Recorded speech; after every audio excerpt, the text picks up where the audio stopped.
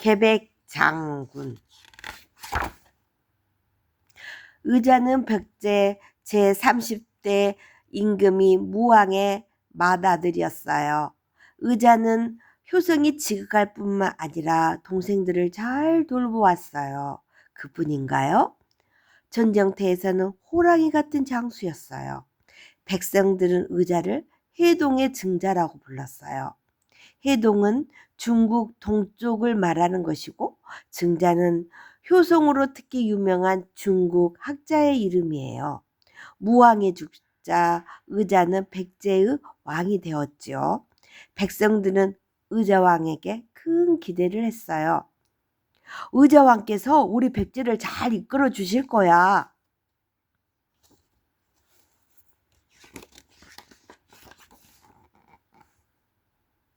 그런데 왕위에 오른 의자왕은 변하기 시작했어요. 내가 있는데 누가 감히 우리 백제를 넘봐. 다시 백제는 신라와 끊임없이 싸우고 있었어요. 이 싸움에서 의자왕은 여러 번 승리를 거두었지요. 그래서 의자왕은 자신감이 넘쳤어요. 의자왕은 점점 나랏일을 뒷전에 둔 채 날마다 술과 여자들에 둘러싸여 살았어요. 신하들은 불안했어요. 특히 성충은 의자왕과 나라를 걱정했어요.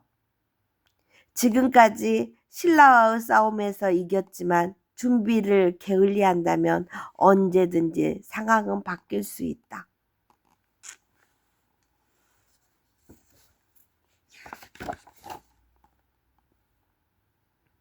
성충은 의자왕에게 간곡하게 말했어요. 대왕마마, 나라가 언제, 신라가 언제 쳐들어올지 모를 일입니다. 의자왕은 콧방귀를 뀌었어요. 올 테면 오라고 하게. 신라 따위가 어찌 나를 이기겠는가. 신라를 가볍게 보셔서는 안 됩니다. 그만하시게. 그러나 성충은 말을 이었어요. 대왕마마, 나라와 백성을 돌보시옵소서. 그만하래도 의자왕은 술잔을 내리던지며 소리쳤어요. 그런데 내 말이 그대는 내 말이 그렇게도 우스운가? 여봐라. 의자왕은 군사들을 불러들였어요. 성충을 당장 옥에 가두어라. 옥에 갇혀서도 성충은 나라 걱정이 태산이었어요. 신라가 분명 쳐들어올 거야. 성충은 날로 야이어 갔어요. 성충은 죽을 날이 멀지 않았음을 깨닫고 붓을 들었어요. 의자왕에게 올리는 편지를 쓴 거예요. 충신은 죽어서도 임금을 잊지 않을 법이옵니다. 소신 성충 죽음 앞에서 한 말씀 올리고자 합니다. 신이 살펴보건대 곧 전쟁이 있을 것이 분명합니다.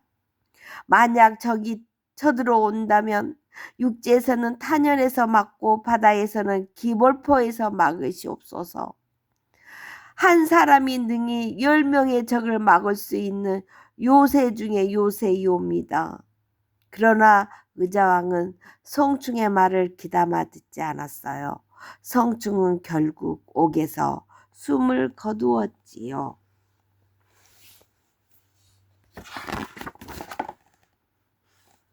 그 뒤로 백제에 자꾸 이상한 일이 벌어졌어요.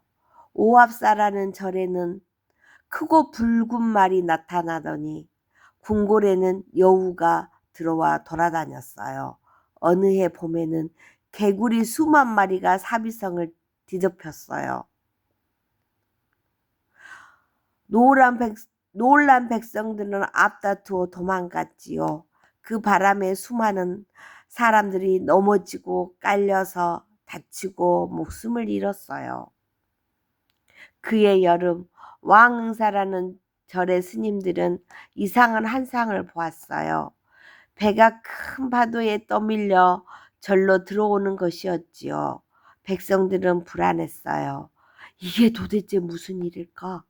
생전 듣도 보도 못한 일을 이렇게 한꺼번에 겪게 되다니. 아무래도 큰일이 일어날 것 같아.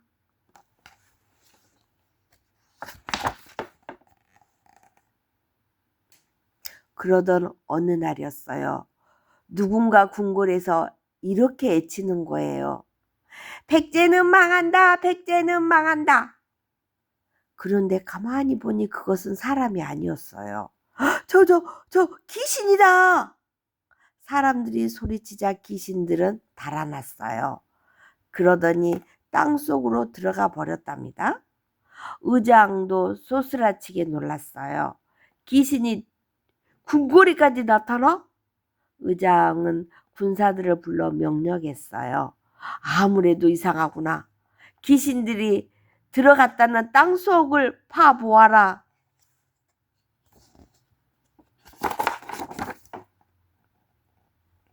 군사들은 귀신이 들어간 땅을 팠지요. 그런데 허리춤까지 땅을 파 들어갔을 때였어요. 응? 웬 거북이가? 땅속에 거북이 한 마리가 꿈틀대고 있는 거예요. 그런데 거북이 등껍질에 이상한 글씨가 써 있었어요. 백제는 보름달과 같고 신라는 초성달과 같다.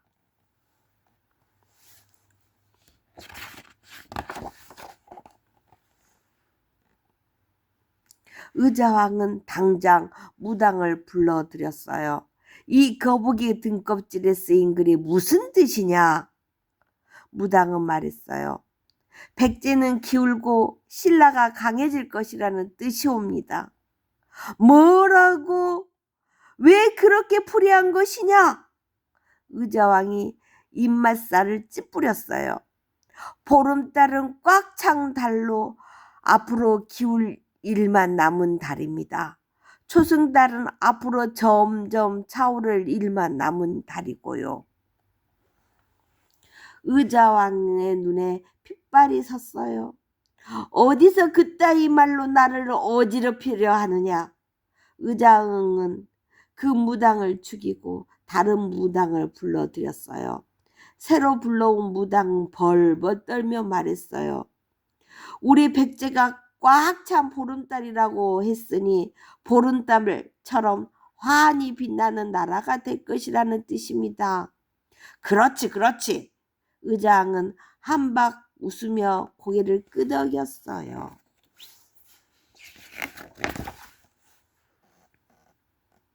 그 이듬해 신라가 전쟁을 일으켰어요.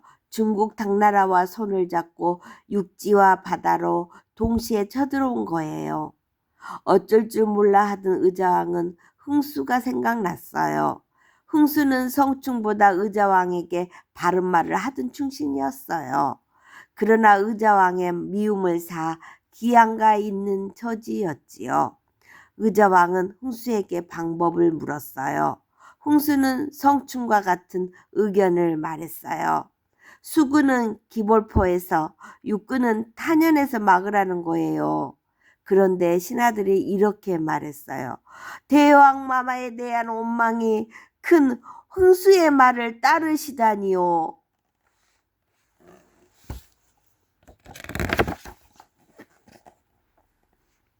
의장은 이러지도 저러지도 못했어요.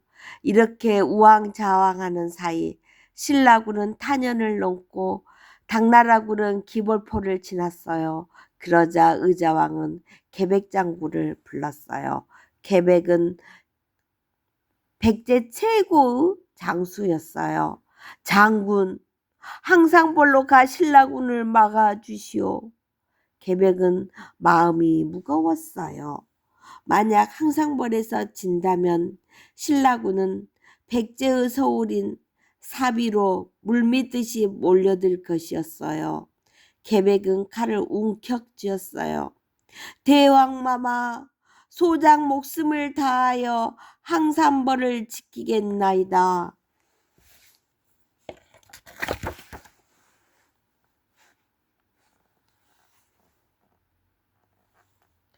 계백은 5,000명의 군사들을 이끌고 항산벌로 나아갔어요.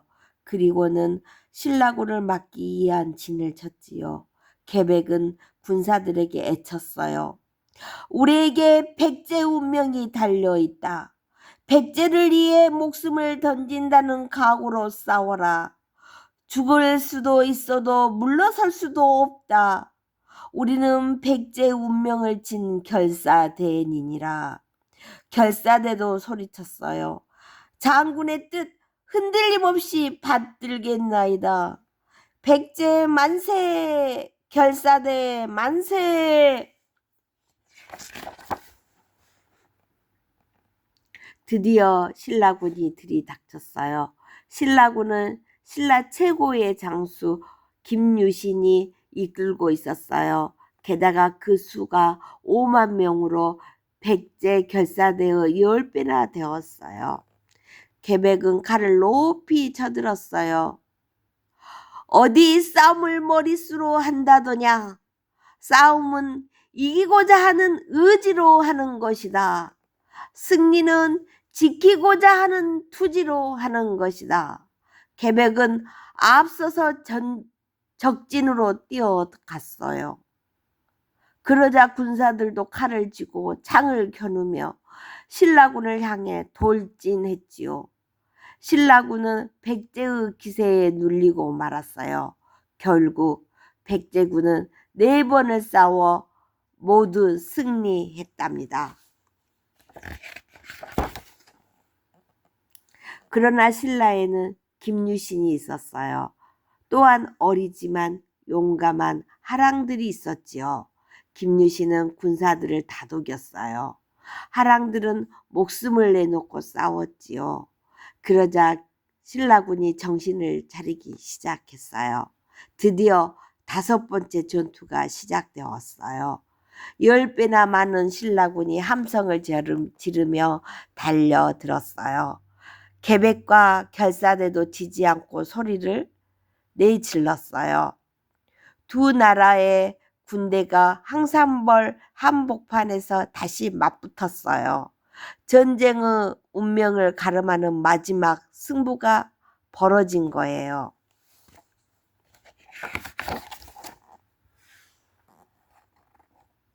처음부터 결사대 한 사람이 신라 군사 10명을 베어야 승리할 수 있는 싸움이었어요. 백제군은 지쳐갔어요. 하나둘 나무처럼 쓰러져지더니 하나둘 풀잎처럼 흩어졌어요. 계백도 소리쳤어요. 항상벌을 잃으면 사비도 끝이다. 그러니 우리에게는 더 이상 물러설 곳이 없다. 항상벌에서 죽느냐 사비에서 죽느냐만 있을 뿐이다. 결사대는 모두 항상벌에서 죽기로 마음을 먹었어요. 단 한 사람도 끝까지 무기를 내려놓지 않았지요. 결국 결사대는 항상벌에서 모두 숨을 거두었어요. 계백 역시 항상벌에서 쓰러졌어요.